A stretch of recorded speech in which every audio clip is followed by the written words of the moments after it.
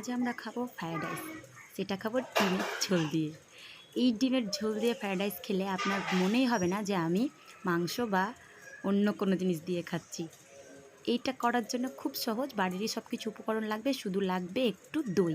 চলেন দেখে নিই কীভাবে। ডিম সিদ্ধ নিয়ে নিয়েছি, ডিম সিদ্ধটাকে মাঝে থেকে কেটে নেব। কেটে নেওয়ার পর গরম তেলে কড়াইয়ে সেটাকে ভেজে নেব।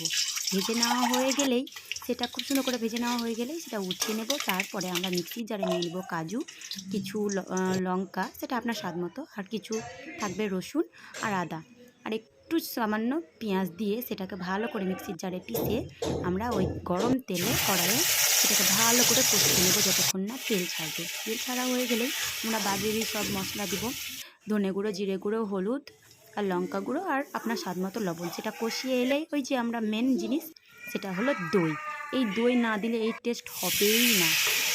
এই দই দেওয়ার পর ভালো করে কষিয়ে হালকা নাড়াচাড়া করার পর জল দিয়ে ফুটে এলেই ব্যাস নামিয়ে দিয়ে দিতে হবে ডিমের উপর।